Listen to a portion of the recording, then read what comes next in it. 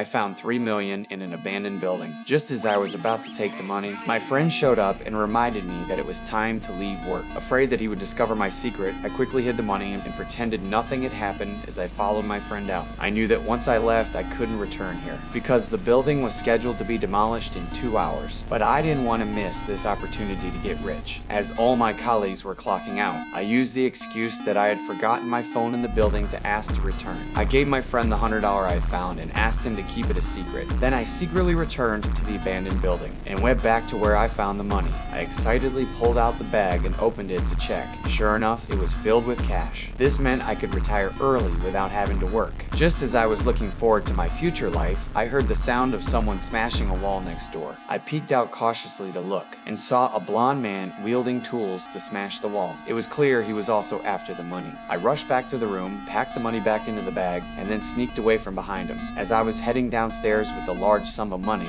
I noticed a man with a gun walking upstairs. Realizing the danger approaching, I began to feel nervous. Since there was only one way out, I had no choice but to return. But I accidentally kicked a steel pipe on the ground. The loud noise caught everyone's attention. Realizing I had been exposed, I hurriedly hid the money. But one of the gunmen came over. I quickly hid behind the curtains so he wouldn't see me. But when I looked up, I saw that the blonde man was also hiding behind the curtains. It turned out they weren't working together. We stared at each other, neither daring to make a sound. Just as the tension reached its peak, the armed robber suddenly turned and left. It turned out they had caught my friend and found the 100 on him. The criminals realized my friend had discovered the hiding spot, so he immediately ordered his men to interrogate him. Hearing my friend's agonizing screams made me feel terrible. In the end, I couldn't resist peeking out to see what was happening, and saw a scene that would haunt me for the rest of my life.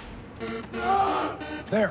The sudden scream alerted everyone to me present. I hurriedly grabbed all the money and tried to escape. But when I thought of how my friend had been killed because of me, I hesitated. So I decided to kill all the criminals to avenge my friend.